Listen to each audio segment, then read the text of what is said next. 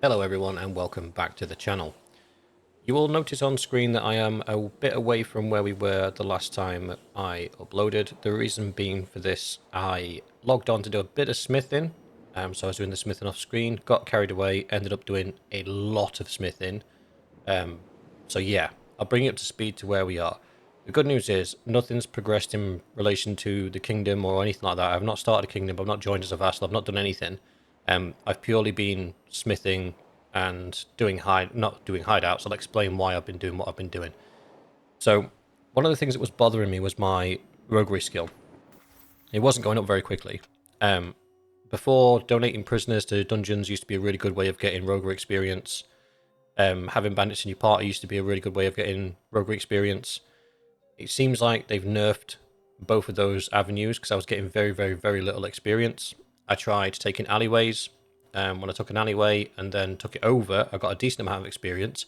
But then if you took an alleyway and didn't take it over, you'd get reputation gain, but you wouldn't get a lot of experience. So it was really difficult for me to figure out how to level up my roguery. And then I did a couple of prison breaks, and it became evident to me that that is the way you get your roguery up effectively. At the moment, doing a prison break can get you 3 to 4 levels in roguery at the bottom end, 2 to 3 at the top end. So I have spent ages doing prison breaks. However, there was a problem. Prison breaks are not easy. For me, you might find them easy, I don't. So I ended up having to come up with a whole new set of armor to do prison breaks in. Now, the boots and the chest come from Britannian lands, the gloves from the Imperial lands, the helmet's from Azerai lands, and the cape is from Valandia. The sword is crafted, and the throwing knives are also crafted, and this is where the smithing time came in. I have spent 5 to 6 hours smithing. Now, I'm not overly concerned about you guys not seeing that, because all I was doing for that entire sort of 5 hour stretch was, let me find Carbanseth. Oh yeah, the Valandians are on one basically. Um, I was in Carbanseth. I was doing smithing until I ran out of materials. Then I'd pick up some wood here. I'd pick up some wood here. Pick up some wood here and here. I'd pick up some more wood here. I'd pick up some more wood here. And then I'd go to Epicratia and I would again smith until I ran out of materials. And then I'd just do the exact same route in reverse back to Carbanseth and just go between those two towns. And whenever I ran out of charcoal, I would just go and pick up some more wood on the way to the next town. Rinse and repeat until you get your smithing levels up. Now, at the moment, as it stands, my smithing is at 241. So I've taken all of the ones that basically make me a better smith. And then I have, is it Coalbiter? Yeah, Coalbiter's got all the ones for refining materials. And will continue to do so. So he's the only one that can refine materials at the moment. We've got a couple that we've started leveling up in smithing to be material refiners, but they're just, at the moment, very low level. So that's where we're at. At the moment, you'll see my party size is 8, and I'll explain why. I am leveling up my companions. So in my party at the moment, it is just companions. They are all very well armored, because smithing makes you money, and I'll show you a little bit of that towards the back end of today's episode. You can see that they've got crafted javelins, crafted axes, they've all got a crafted mace for when we're fighting somebody that we want to keep the prisoners. They've all got wide heater shields. The reason I use these as opposed to the knight shields is they're a little bit bigger. So when these guys get their perk, whether their shield block area is expanded, effectively it makes them immune to arrow fire, just like the large round shields as well. I just like the look of these a bit better. They're all wearing pretty decent mid-tier armor now. Some of them have got these gilded helmets. These gilded helmets actually are hard to come by. I wanted everybody to look the same because, you know, that's just how I am. But there weren't enough pieces of equipment available. Most of this equipment comes from Valandia, and there just weren't enough pieces of equipment available in the towns for me to be able to get everybody looking the same. So I got them as similar as I could. They're all wearing the same weapons. To forgive me, I'm getting a bit of a cough. But you can see I've had to use some of these banded face guard helmets because there weren't enough gilded helmets available. And then me, look at that. That crown is absolutely amazing. That's actually 1 point or 2 points of armor less than what I had previously, but I couldn't resist it. So that's where we are in relation to the equipment. So now I'm training these guys up to be able to fight really, really well. As I said when I started this series, I want my companions and family to be like a small elite unit that's going to just be able to do anything on their own. So this is how we train up our companions. For those of you that aren't sure on how to do it, we just send them into battle. I've just given the charge command. Now, I can, at the moment, whenever you start a hideout, your men are automatically on hold fire. If I'm trying to level up their throwing, once they get within a decent range, I can just press F4, and they will all use their throwing weapons.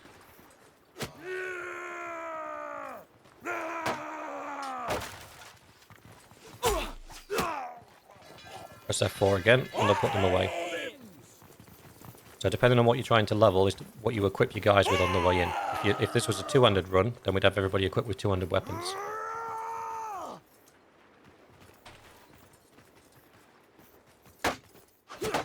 I'm just doing a bit of juking because the AI will tag onto you automatically. Even if there's somebody else closer to them than you are, they'll still try and come after you.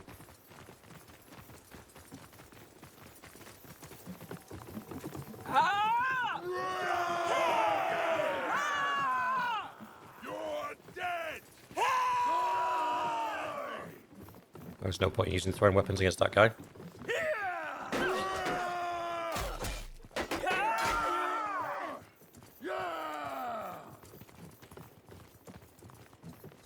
Now the reason I leave them till they get quite close before pressing F4 for them to use the throwing weapons is if you leave it up to them, they'll start throwing from their maximum range, which then makes them very inaccurate and very unlikely to hit. See, they're coming after me, even though there's other people closer to them.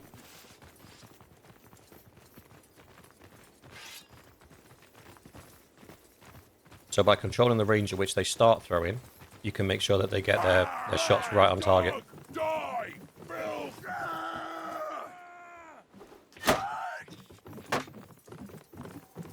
So they're throwing from maximum range now.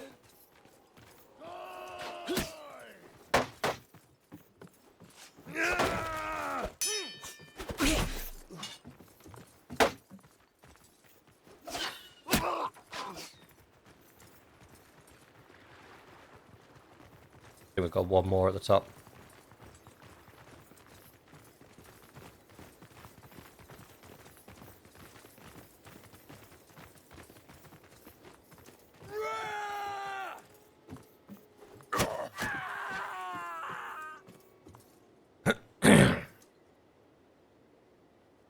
Now I don't want these guys, so I can just kill them. I don't need to do the whole duel the leader. So if I want these guys as prisoners, I'll duel him and knock him out with the mace. But I don't want them as prisoners, so...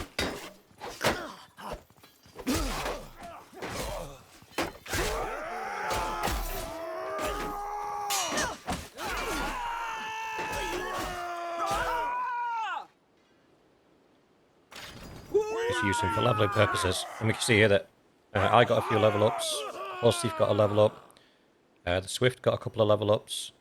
So everyone's getting levels up, which is good. That's what we want. We don't want the prisoners right now. I'm not interested in the troops either, because we are running solo. Take all the loot though. So we could do with finding somewhere to chill out for a minute. Because there's only 8 of us, sorry, and we've all got horses, we're really, really fast on the campaign map. Step bandits might still be able to catch us, but outside of that, nobody should be able to catch us. If I go into the smithy, I'll show you what we've got. So for one-handed swords, because we stopped doing those for a while, we've not got a lot of the T4, T5 blades, but we've got a lot of parts for them. Just not sort of the end game parts. Two-handed swords, we've got everything. Literally everything's unlocked on two-handed swords. That, to be fair, after doing some of the other ones, the two-handed swords was unlocked so quickly it was unreal. We've got one-handed axes, everything, up until the top, the tier 5 stuff. We have got maces, everything up until the tier 5 stuff. We have got javelins, obviously, everything to the tier 5 stuff. And the person that left the comment saying javelins was a good way to start because they sold really well and were relatively easy to craft, they were absolutely spot on. I got the javelins to tier 5 probably within half an hour and was ready to start churning out these javelins. So if you put this head on, that neck, that wood, And that base, when you forge that, they sell for about 9,000 each per stack. So you can make a lot of gold just doing that. Then we've got throwing knives. Throwing knives for the prison breaks. I wanted the best throwing knives I could have. I'll be honest with you though, this took a very long time to level up. Like probably 3-4 times as long as the swords and javelins. And when I got the better throwing knives, taking in a two-handed sword into the prison breaks was more effective than the throwing knives. So whoever in my comments left a comment to say use a two-handed sword in the prison breaks, you're absolutely correct. They are much better, easier with a two-handed sword. The throwing knives, yeah, taking one or two people down or getting an extra hit on is nice, but it wasn't changing the world in any way. But my throwing skill's not that high. Maybe if the throwing skill was much higher, it'd do better. Don't know. Haven't done anything with many of the two-handed things at the moment. The two-handed polearm things have only come from stuff that I've smelted down, so I haven't actually made any of these. But we might have to do something with that later down the line if you want the perks that sit in the polearm tree. Specifically, is it this one? Nope. Nope, not that one. There's one that increases your armor. I think it's called Plantex. No, that's Plantex.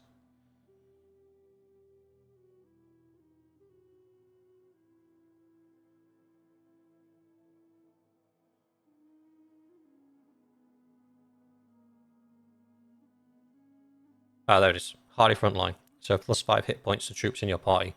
That's a good one to have. And obviously all of these give you spears more damage, so they're all worth having.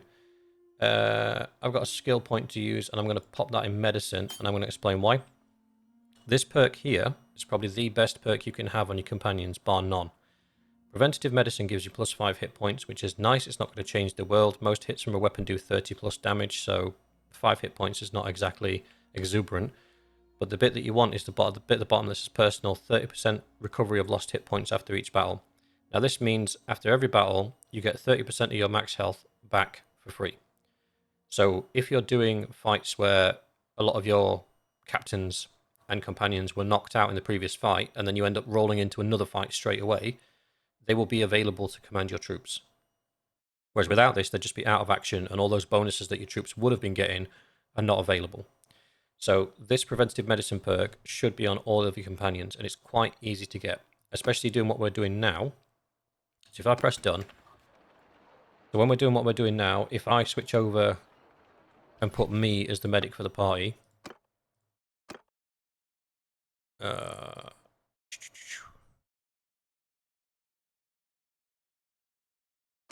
problem with everybody looking the same. So I'm going to put me down as the medic for the party.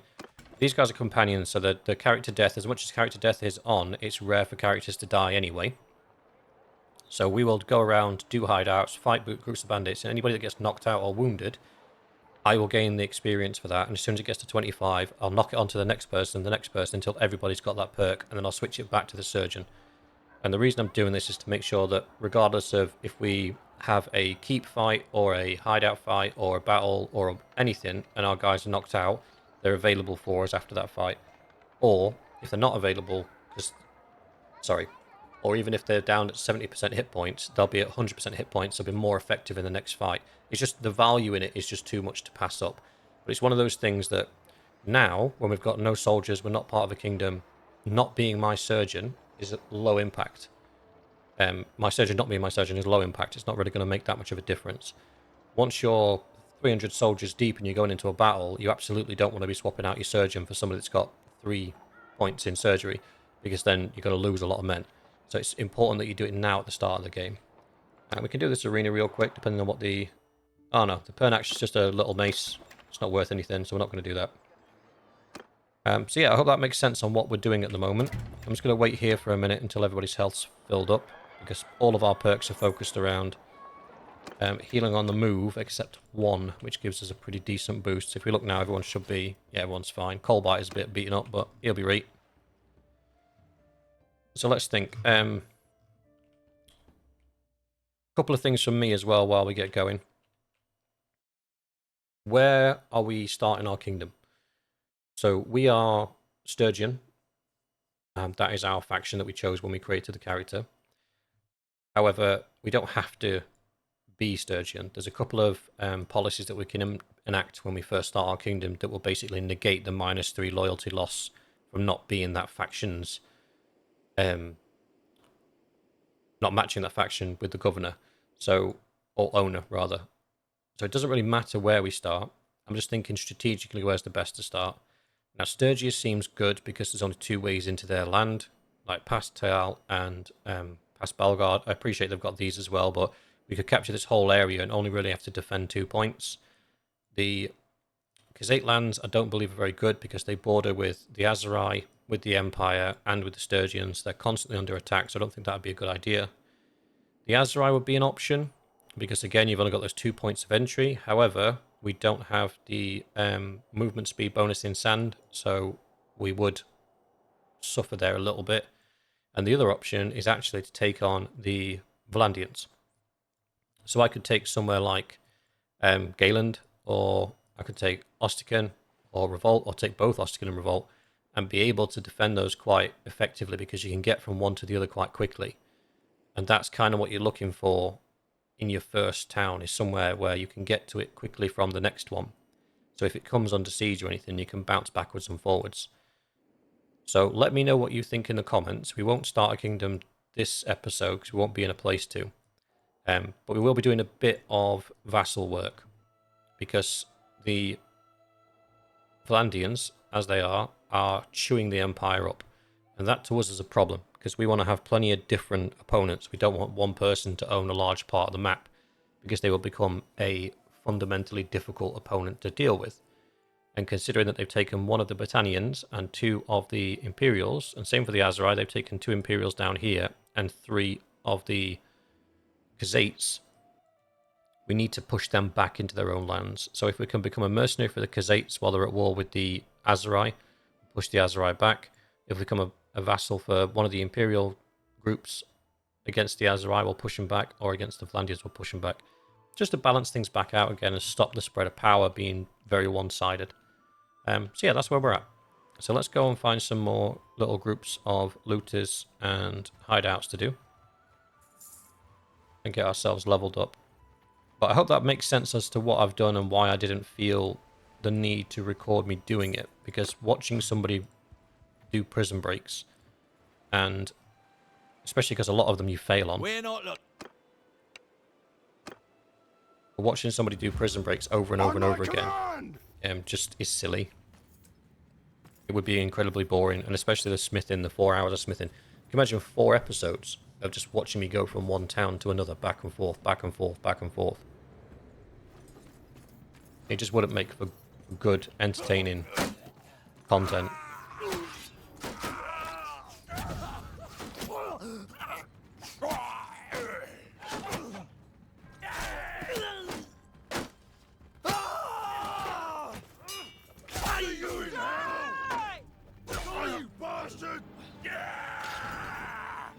As long as we keep getting these little arrows saying that people have got skill ups, we'll keep doing this. Once they get to about 150 in their skills, that's where we'll stop. Because after that, it's a real grind to find enough looters. mess with us. Let's auto-resolve. Yep. No skill ups though. That's weird.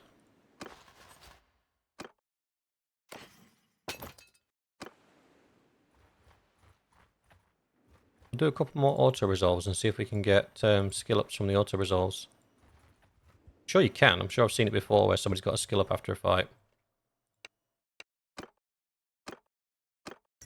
Ah, yeah, they did. Athletics and one-handed.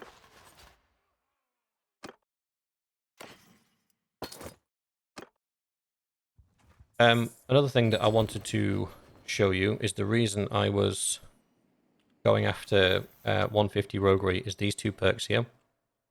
So Scarface increases the chance of villager caravans and bandit groups to surrender by 30%. And then Partners in Crime means surrendering bandit parties will always offer to join you. Now this makes refilling your troops after battles really, really easy, especially towards the later part of the game when there's bands of 40, 50 bandits roaming around. Not only can you find them quite easily, you can also get them to be recruited. So if you've just come out of a battle and you've lost 30 guys, you can just find one of those big groups, pick them up, and there you go, you've refilled your army again. Now, especially when it comes to like Sea Raiders, they're actually quite effective troops. And if you're not working under any limitations, you could We also got no do Forest Bandits for archers. So there's always bandits around that can fill the role that you're looking for. Now we're getting full on gear. That's the only problem with only being 8 of us, is we get full on gear quite easily.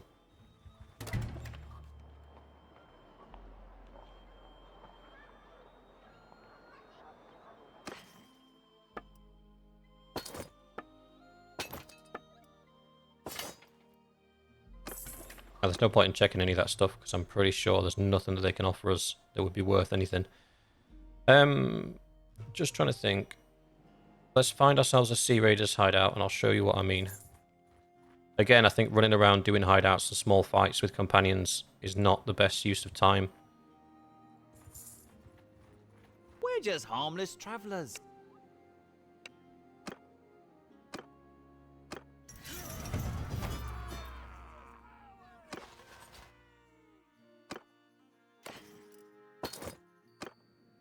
In fact, there's a lot of step. I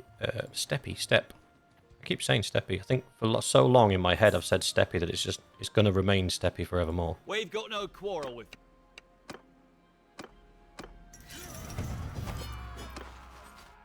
So I'm up to 24 in medicine. I only need 1 more. And this is kind of the grindy bit about doing a playthrough the way that I would do it, is the first We're just probably harmless 20 hours is spent getting the right perks, getting the right people, putting those foundations in place, so then when I do start and I create my own kingdom, I'm sat on a very powerful group of companions, an absolute ton of money. I'm in a great place.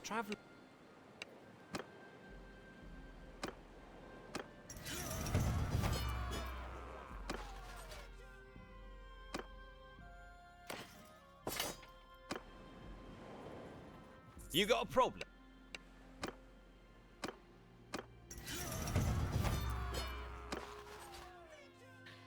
Just rinse and repeat, rinse and repeat. Also, apologies I missed an upload the other day. Embarrassingly, my computer started overheating. We've got no. And I didn't know why, so I took it apart, and it was absolutely caked in dust.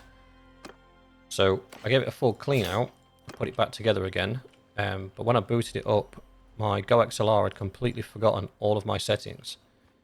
So I had to spend a few hours tinkering with it to get to the point where it was, like, the audio was What is it? actually of any sort of quality.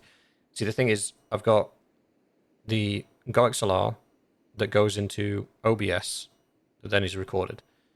So there's a couple of different settings that you have to mess around with, and because the computer had been completely unplugged, it had forgotten most of the settings effectively. If any of you are interested in YouTube or doing your own sort of content, streaming or anything like that, the Go XLR 5 years ago was probably the thing to go to. It is not anymore. It is an absolute nightmare piece of kit. The software is really janky. It crashes quite frequently. It's just not worth it. So if you're going to get into YouTube or anything like that, stay away from Go XLR. Their products are old now. They no longer support them, and the software is starting to degrade to the point where it's not really viable anymore. And they were 530 quid when it first came out. Sorry, 530 Great British pounds, which would be about $700, around about there. So yeah, expensive piece of kit when it first came out, because it could do things that nothing else could do. But since then, the people that made it have been disbanded, and they don't support it anymore. So don't pick one up. Even if you see one secondhand going cheap, the reason it's going cheap is because they don't work very well anymore. And every time it crashes or has a bit of a meltdown, you have to re-download the software and then remember all of your settings to be able to go back and redo them. Oh, hang on. My medicine skill's gone too high. So there we go. I'll take that for me. Who else has got the capacity to get to 25 medicine? The Mad and the Coalbiter. The Coalbiter's closer, so we'll put him on as medic next.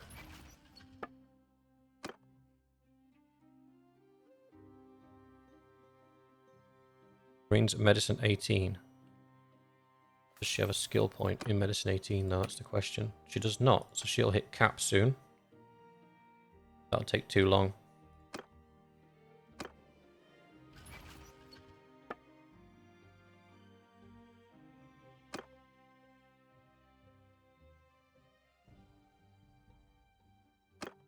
Coalbiter.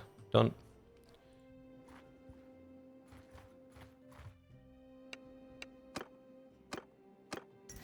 When you're fighting forest bandits or sea raiders, expect to take more injuries than you would fighting other things, because they're just the better troops. I'm quite disappointed we're not seeing any sea raiders, though. I was actually looking for them. But it may well be that, obviously, I've been running around doing prison breaks and hideouts and things for a while now. Ooh, here we go. That'll be an interesting one. You got a problem? I'm going to fight this one, because if I auto-resolve it, because they outnumber us quite significantly, it would give them favour, which it shouldn't.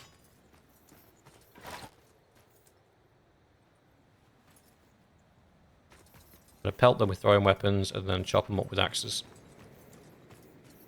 I mean, look at this. Look at that drip. If I could have an whole army of these guys, that'd be great.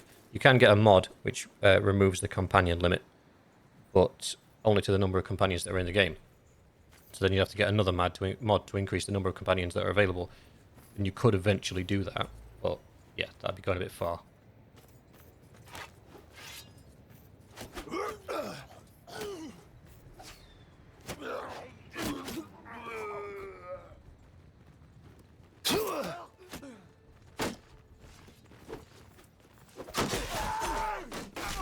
I'm going to try and not get involved too much.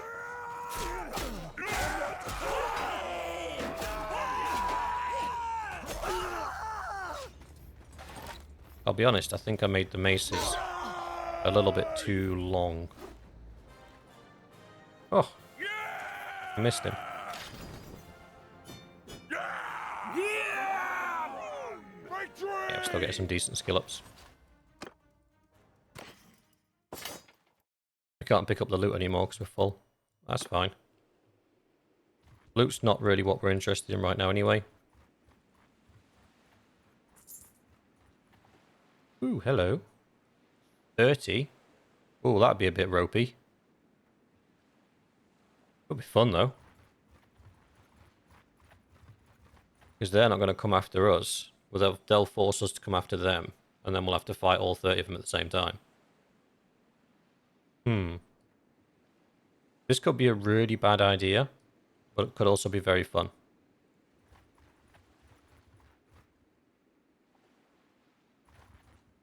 Can I take down 30...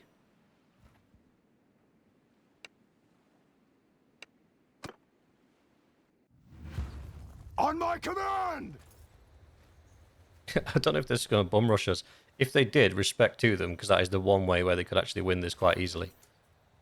If they just all charged us at the same time in melee.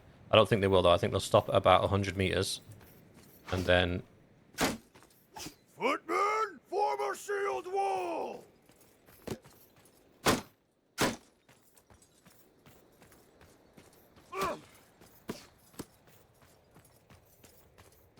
I'm going to have to get involved in this one. Hide behind one of my guys that's got a shield. Another 50 meters and we can start yeeting javelins at him.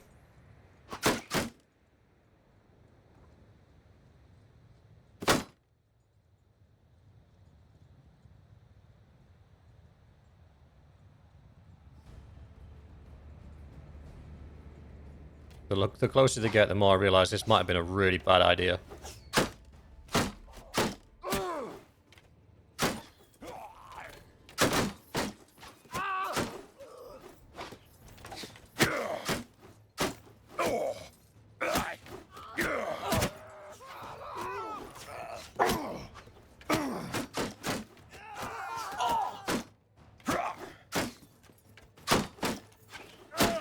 We need to kill as many with javelins as possible to stop us getting murked in close combat.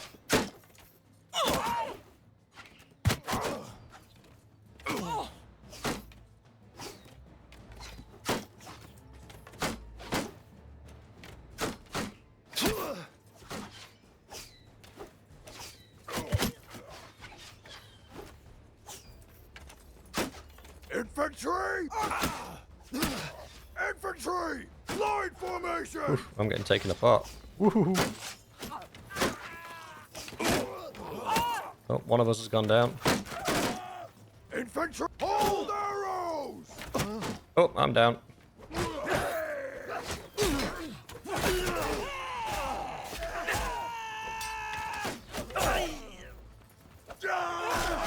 Did they take him down? Oh, it's close.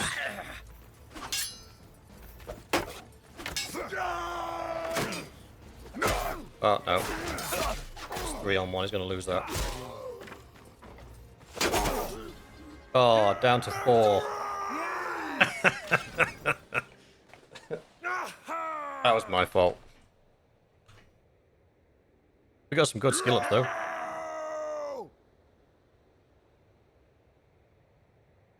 Oh, literally 4 left.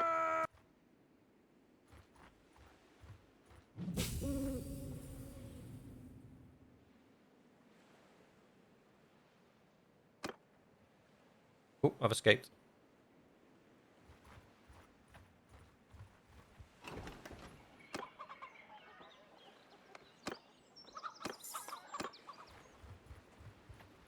That group there. Keep an eye on him.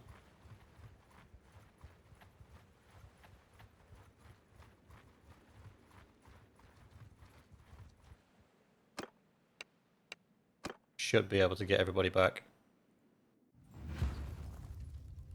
On my orders! Kill them all! We got 1 horse. I thought we got 2.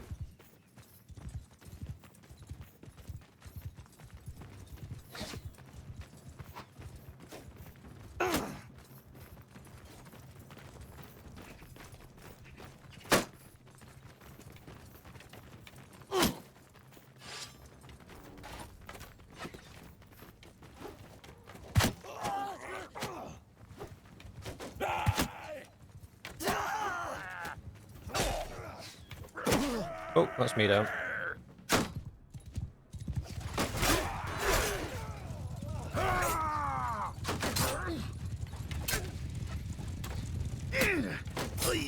Hey, go on, horse boy.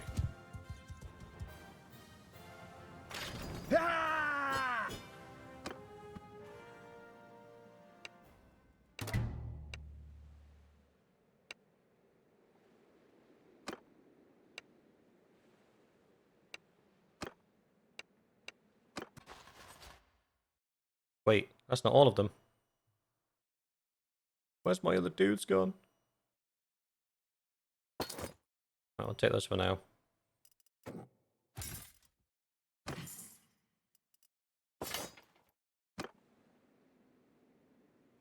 So they must have been handed off to one of these smaller groups.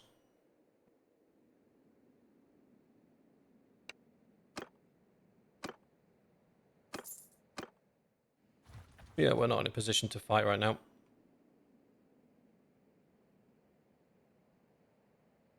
We don't have any prisoners. Let's go and get some more troops. I need a few more than that. Head down here. So one of these little forest bandit parties has my dudes. It will probably... Oh, Teasia's under attack. It will probably be quicker for us to fight them all and get them back.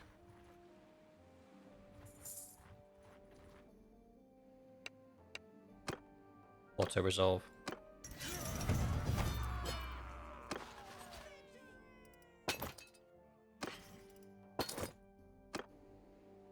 It's 11 here, we'll take them as well.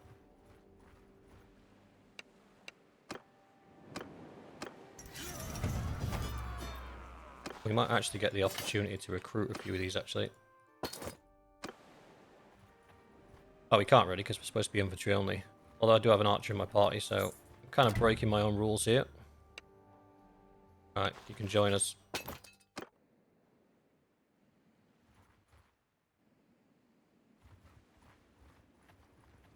They don't have any prisoners. They can join us. So that's the beauty of having those two perks back to back, is most of these groups will just offer to join us. So I'm building up a huge army here. It's costing me absolutely nothing.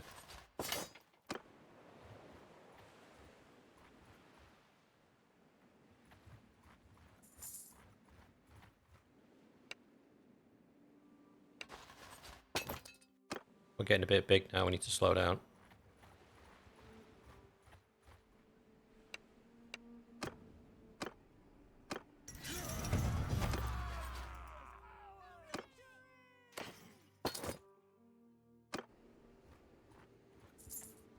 Which party's got my bloody clamp? Or is it the hideout? Do I have to do the hideout?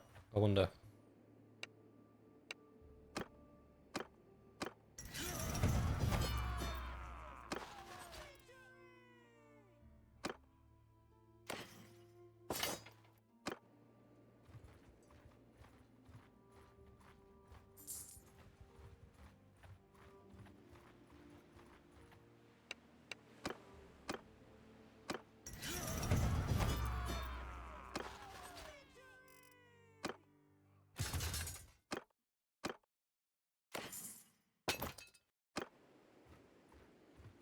I think we have to do the hideout. It's just these guys.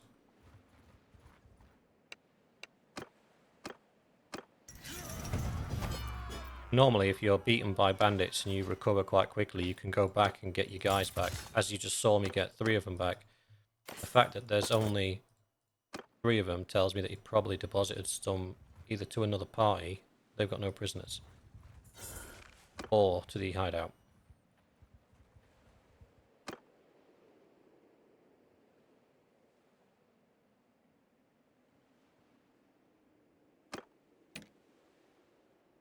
If anything, taking archers versus archers is a dumb thing to do.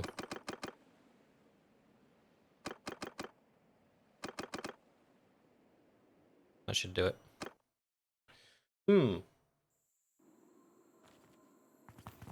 Bit of foolishness on my part causes a problem. I really thought we could do it though. I thought we could take 30.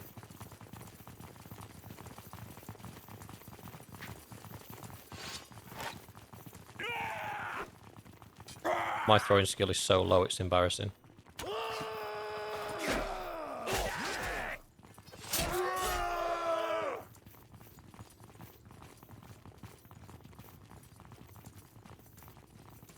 It's mainly because I've got no points in control at all. I'll tear your limbs! No, you won't. There goes yours, though.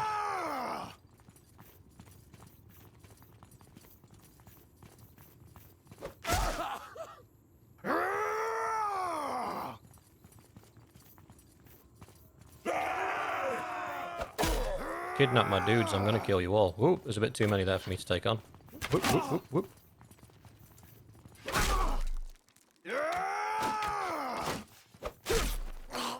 Collecting heads.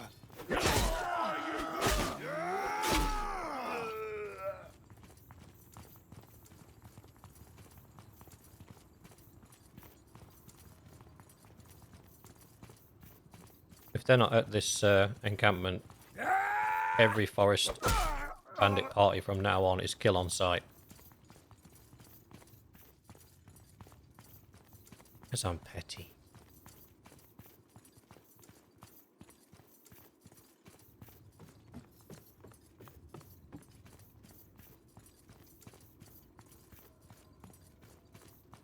Die! Die, dog!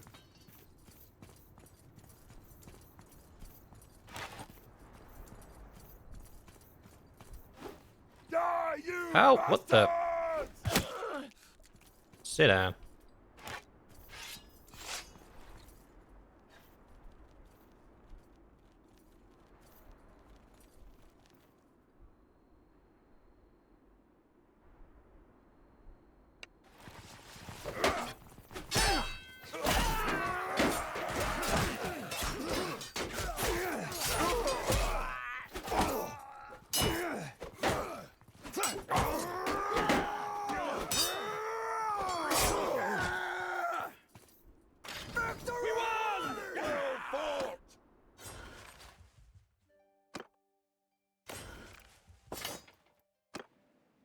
Ah, God knows.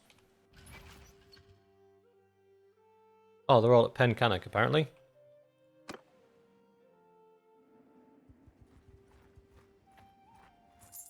Seems like a bit of wasted effort on my part.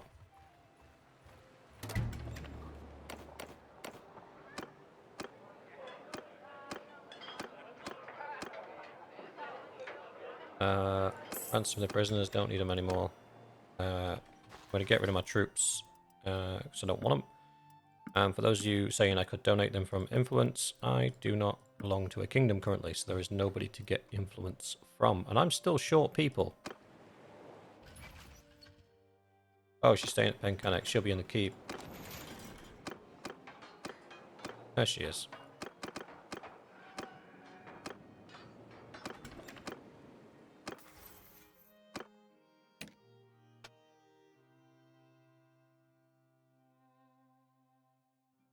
Oh, yes. Last hit's a good one.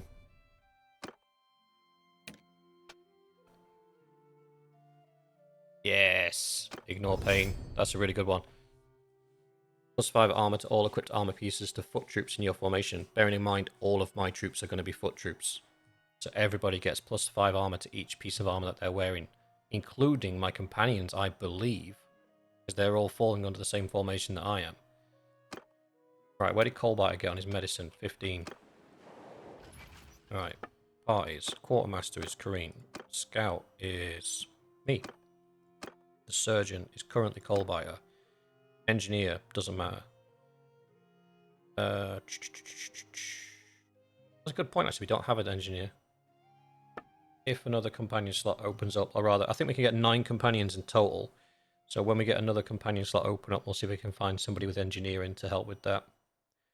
I think we're done. We can resume running hideouts and killing folk. We'll level ourselves up. See our first target there in the distance. Oh no, actually, I had Swifty. Zelina Swift was our scout for a while.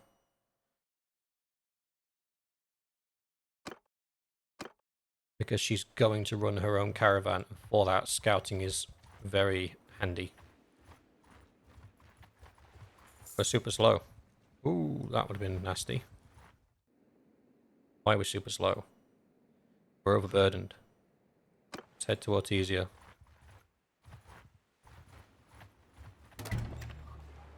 Trad. Probably carrying too much crap. Yeah. We don't need 21 grapes. We'll take 8. Don't need hardwood. Don't need flax. Don't need so much grain.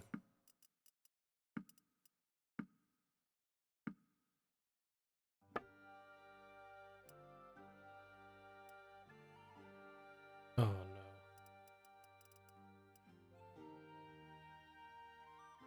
We're low on horses again. Of course we are, we got captured. Right, let's head to the horse towns over here. 21 mountain bandits, that would have ended badly.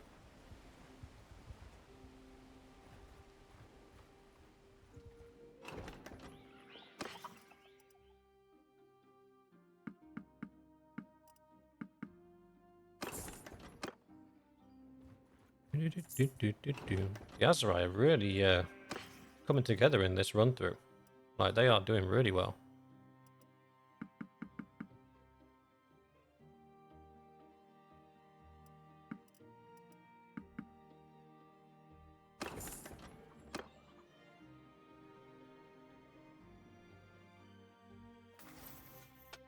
Oh, I didn't actually save my changes because I'm an idiot.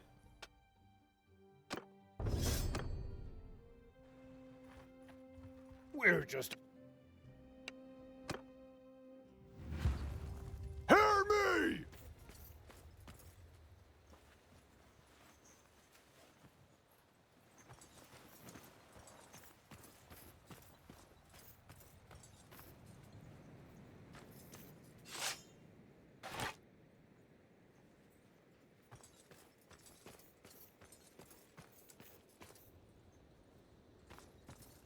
Just imagine that with another 3 companions on the end, plus my 4 kids. It'd be quite the dangerous little fighting force.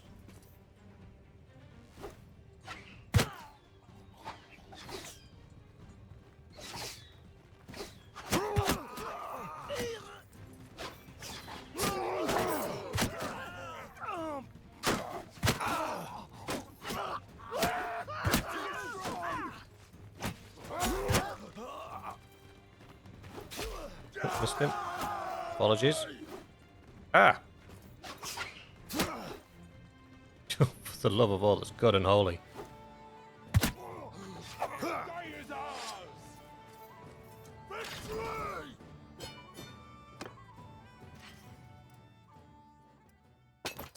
We don't really need any of that crap, but we'll take it anyway. Right, let's look for some Sea Raiders to fight, because they'll give us better XP.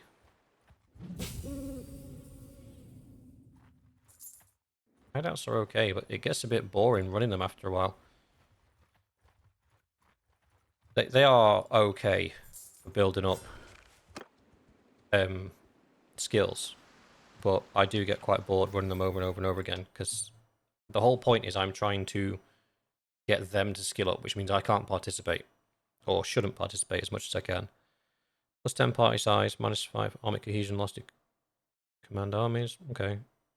Plus 1 troop for hideout crew, 5% movement speed to troops in your formation where there's less than 15 soldiers.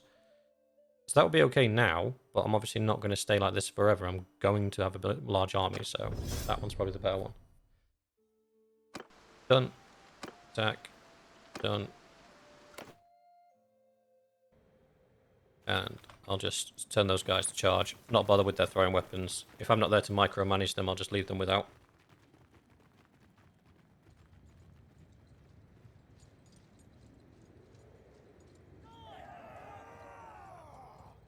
Let's see how they get on without me there to guide them. At this level, though, with the armor that they've got and the numbers that they've got, they should be able to walk this quite easily.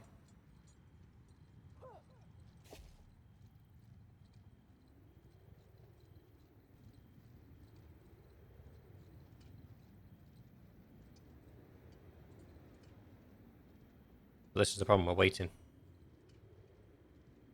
We can chase down groups of looters and bandits and auto-resolve, but then you get less skill-ups from those, I've noticed. So it will take longer. But then would it take longer because you're having to wait on the battlefield? I don't know. Probably requires a bit of playtesting. But this is how I level up my companions, by doing hideouts and letting them just kill everything. You can... Like right now, there are... What's that? 13 enemies. And I'll show you one of the things you can do. You used to be able to abuse the hell out of it, but you can't anymore.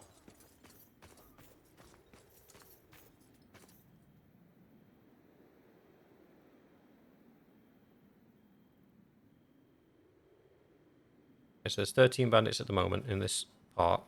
What we'll do is, before we get to the fight at the end, we'll retreat. They still get all the skill ups that they got and everything.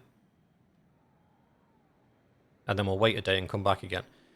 But what normally happens is the number of bandits that are there to fight reduces.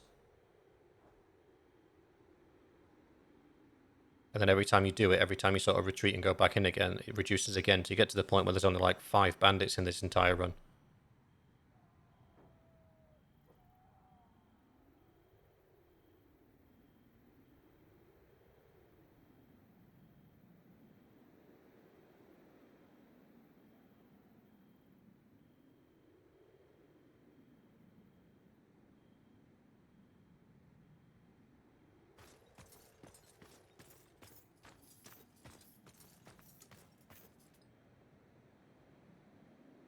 Come on.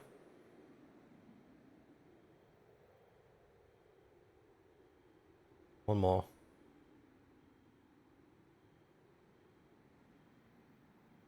There we go. So now we retreat. Nothing happens. We leave. We wait. We go back.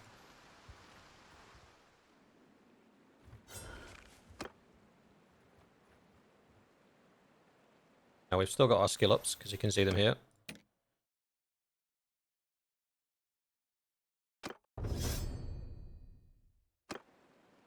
And then we're going to attack again.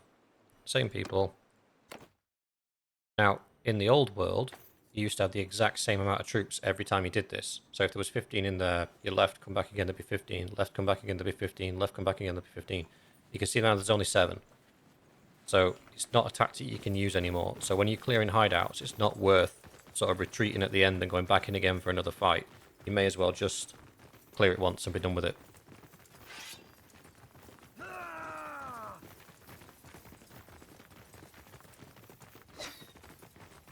Die!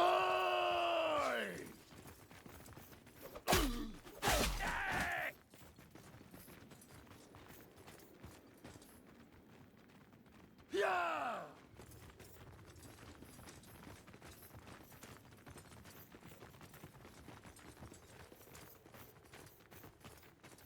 If you're curious why I chose to give them all axes, it's because of the shield breaker. Each of those axes has got the shield breaker perk. So when we're up against a formation of infantry, they should be able to cut through their shields quite quickly. Now combine that with the javelins that do incredible damage against shields, and none of them have got the perks to increase the damage they do against shields yet, which will make them even more devastating against shields. If they've got a shield wall, we should be able to, just through thrown weapons and axes alone, cut through it quite quickly. So things like storming walls should become rather easily, especially if the groups are headed up by the companions.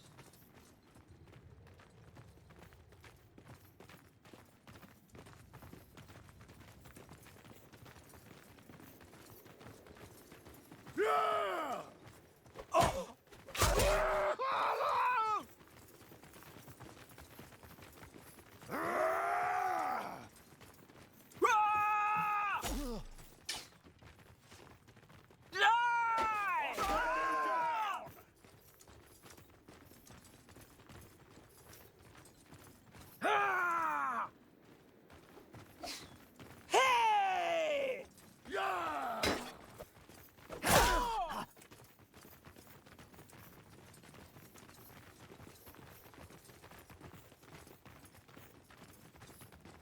For glory!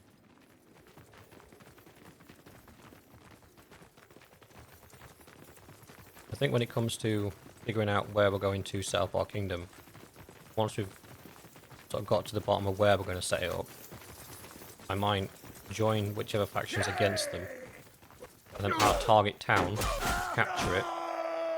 Then what tends to happen is shortly afterwards it'll rebel. When it rebels, we can take it down, and then take it ourselves. Now at that point, because we're not part of a kingdom, we should be able to hold it quite easily. Give us time to sort of build up all the fortifications and everything, get it garrisoned properly, before we then declare our kingdom, because that's when everyone's going to go to war with us.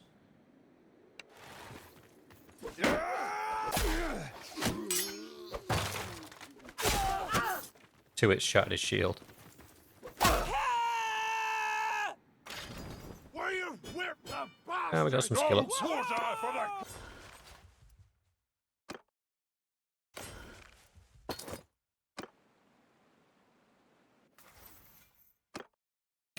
Swifty got 150 athletics, which is the perk that increases the healing while we're running around, and also the daily experience for troops while traveling will be good for her when she's a caravan.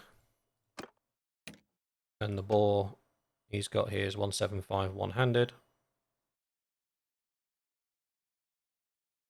Doesn't really matter. Probably that one for if we make him a governor eventually. Sorry, I think I just missed a focus point off of him, didn't I? He's got a focus point. So for the medic, I would put the focus point on athletics for now. Yeah, athletics. The horse thief, you could do with it on athletics as well.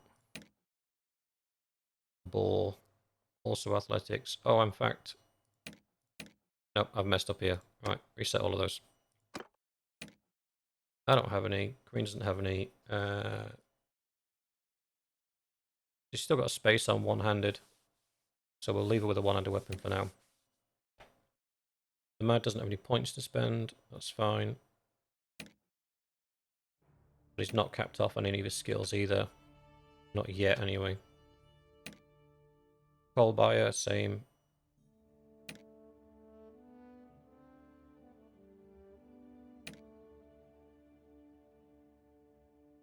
So the scholar, he can have athletics. Yeah, that's the right call for him. Horse thief needs a point in medicine, so we can get him preventative medicine. The boar needs a point in medicine, so we can get him preventative medicine. I think everybody else is fine for now. Cool.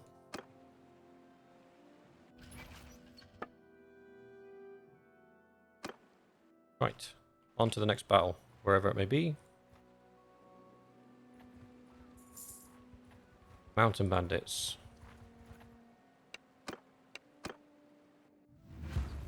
On my orders!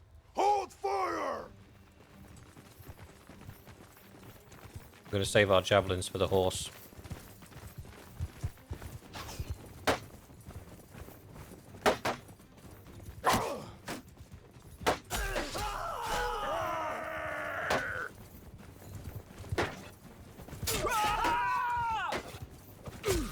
Fire!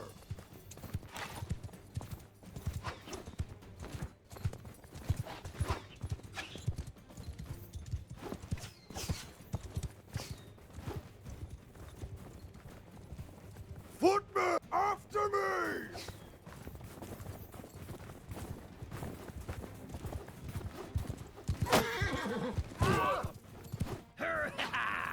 I'm a terrible shot with these javelins today.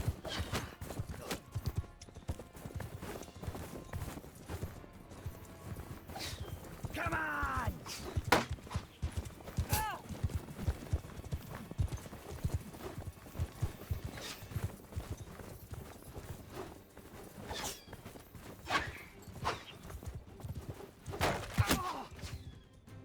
That was lucky. Victory is Somebody broke his shield just before my javelin got him.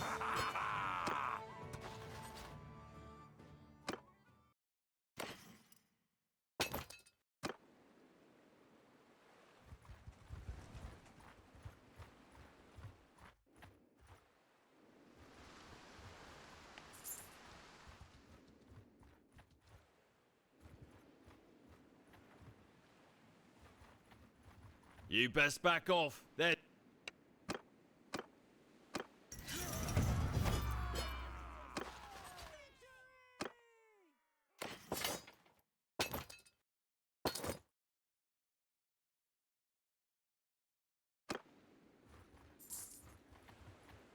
Let's keep going. Oh, in fact, I'll show you something funny with the tournaments now. Escort merchant caravan. England recruits. Escort merchant caravan can be quite good actually. If you've got a lot of. So basically, what you need to be able to do is escort the caravan, but then get in front of it to where the raider party is going to come from. The raider party consists of entirely horses, which means if you've got a whole group of sea raider chiefs, put them in a square formation and just wait, and then the horses basically charge you. The throwing weapons take down the majority of them, and the ones that are left get cut down and charge in the square anyway. And then just rinse and repeat that. So that's actually a really good quest to level up once you've got the troops to do so. But if we go to the arena, what should happen now? Don't know why I clicked on that one. Is because my guys are quite skilled in combat, we should see quite a lot of them in the tournament. So what have we got? Yep, Grey Ghost the Boar's mine. Horse Thief's mine. Green's mine.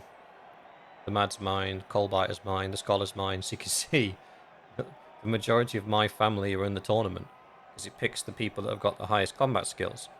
So we're getting quite a decent tournament prize here, and the majority of our family are actually in the fighting, which is pretty cool. So I can manipulate this first round by making sure that the green and yellow guy goes down first. It guarantees that the boar is going to make it through to the second round. And I can guarantee your horse thief's probably going to make it to the second round as well. Kareen's an absolute nutcase, so she'll make it through. Yeah, we'll see how it pans out. I'll put some bets on. Oh, I hate these rounds. Die!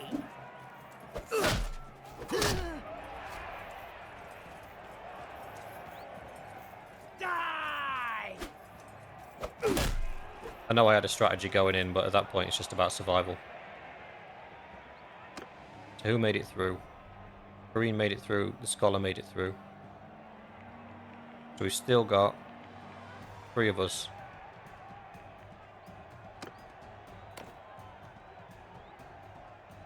It doesn't really matter who wins out of mine.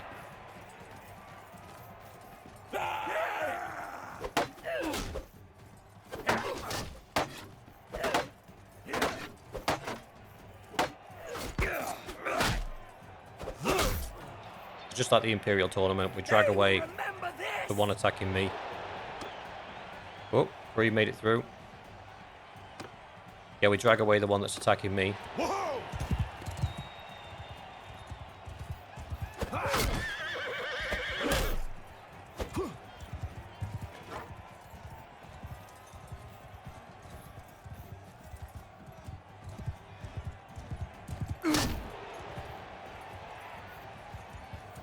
It's just easier to deal with it that way. Yep, it's me and Kareen. It doesn't matter who wins this, we get the prize. Hi, wifey. Sit down.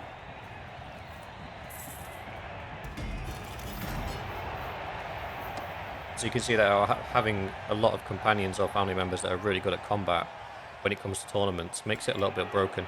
Because there's a very high chance that it'd be one of your guys that wins it in the end. Let's have a quick scout for Sea Raider hideouts, and then we'll call it a day. I might do some more leveling just of this nature, just running around doing hideouts and fighting small groups of bandits.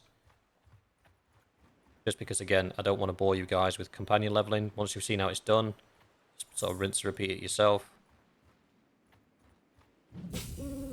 That's what we're looking for. We'll take this group first, though. You got. Oh, I didn't mean to press that. Oh well, we still won anyway. I meant to fight it, but yeah, it is what it is. Also, a byproduct of doing things this way is your wages are really low, at 266 a day. So because you're clearing hideouts and clearing groups of bandits, you can actually make quite a lot of money doing it this way. Especially if you go through the effort of checking the local villages to see if they've got the bandit base. There we go. That's 3 grand. There's also associates captured by bounty hunters. Associates counted by bounty hunters. There we go. And then there's also needs help with brigands. No, just a bandit base one. Oh, what about this one? Bandit base one, yeah. So we've got 2 quests here that'll pay 3,000 apiece if we do this hideout, as well as we obviously get the loot from the hideout. And then on top of that, we'll take the prisoners and sell them as well. So thankfully it's the new map, not the old one. So I can just set my guys going, to be honest. They know what they're doing.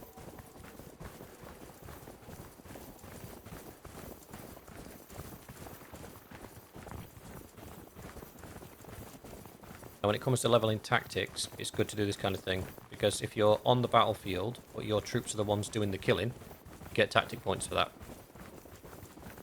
So, if possible, if you're trying to level your tactics up, auto-resolving battles does it for you. And also, if you find yourself in a battle, allow your men to do the killing under your instruction. Then your tactics will level off the back of that as well.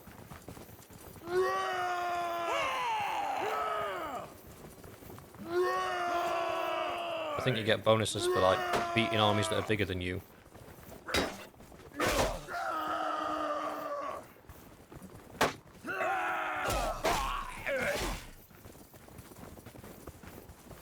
Yeah, we're getting close now. Look at that. Scholars at 114. About 150 one-handed athletics.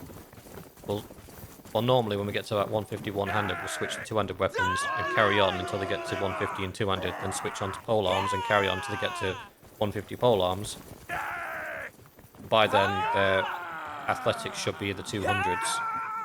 And you're in a very good position to then move on to doing other things. So this is just part of that early game grind. When I'm doing this, I tend to put YouTube up on my second monitor and just watch some content while I'm leveling up. But what this means is, what I'm doing here, the foundation that I'm building, is these guys will be incredibly good at leading parties and leading formations. And in an actual fight, in a castle siege or whatever, the amount of damage that they will dish out as individuals will be devastating. They are worth 30, 40 troops on their own, because they'll just cut through everybody.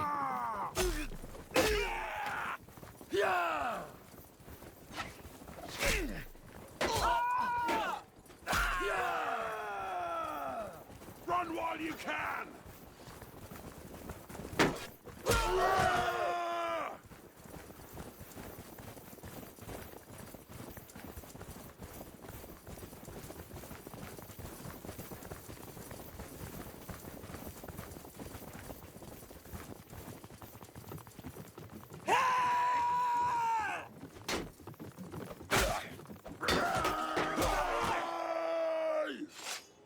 That guy got absolutely mullered.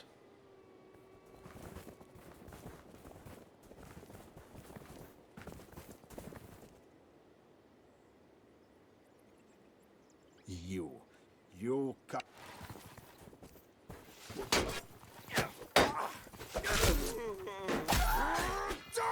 Oh, the Mad went down.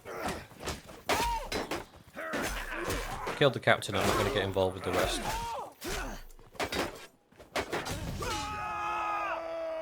Yeah! Victory! No quarter for the craven! That's some good skill ups. Take the prisoners to sell them.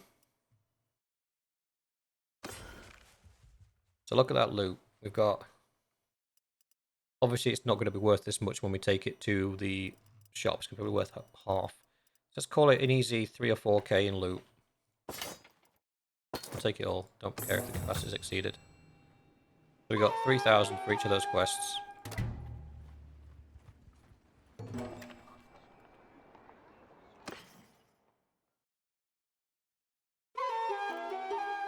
Probably about 4,000 from the stuff that they're selling. We're going to sell everything because obviously we've been going for a while now. Let's make sure... Where are our maces?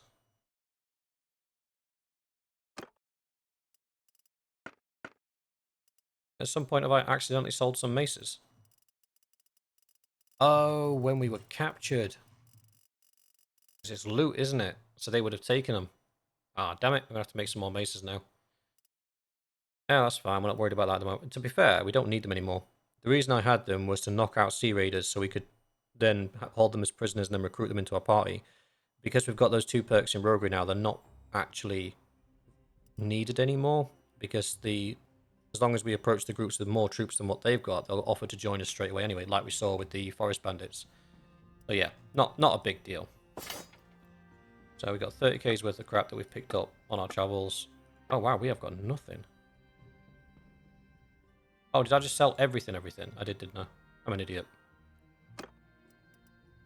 Get rid of that. Keep the food. Get rid of the silk. That's fine.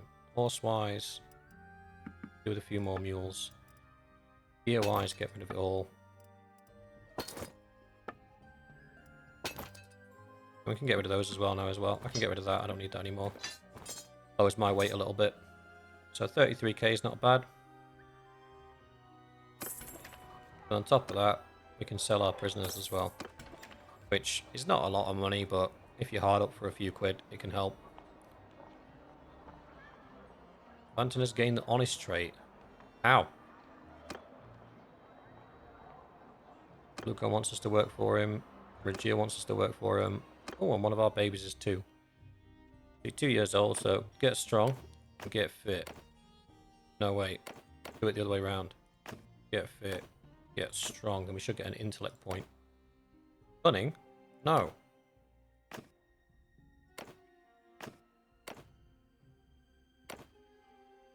Ah, damn it.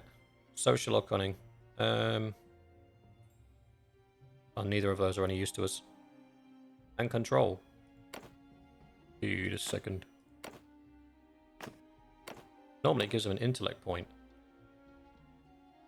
Whatever. What's on offer? A tire hung. Isn't that the camel? I was way off. So how many family members have we got? 1, 2, 3, 4, 5, 6 family members in this fight. All of our family members are on the red team, so either they're all going to go through to the next round, or they're not. I'm genuinely interested to see what happens here. Who gave me a crossbow? Kill the horse.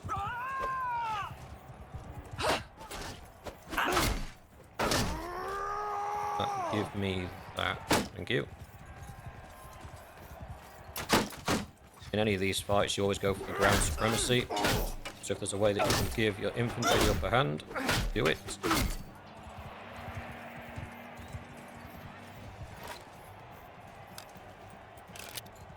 I don't have to use this thing, but I'll give it a go.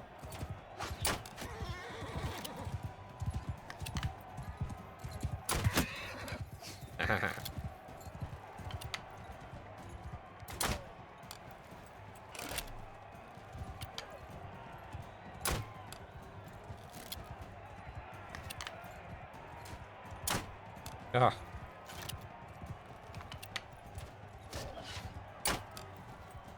I have to get a bit closer. In fact, where did my horse go down? Did he drop his spear? He did. It's there against the wall.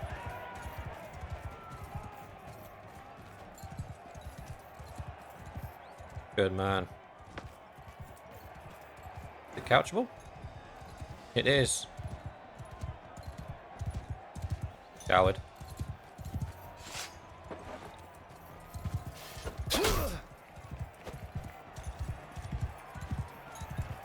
Right, objective 1, kill the horse. Get him on his feet. Or kill him, that works too.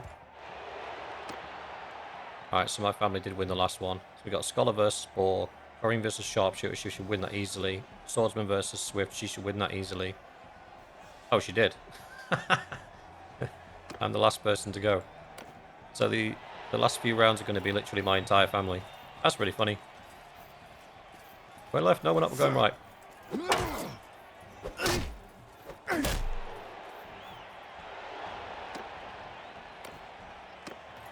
It's a family affair.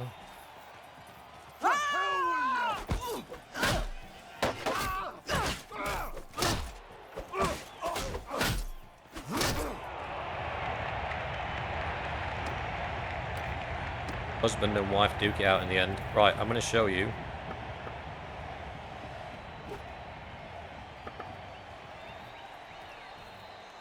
So I'm going to let her win this one.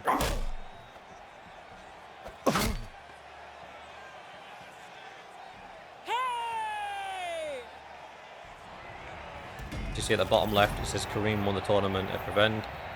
Kareem wins by beating you in the final round.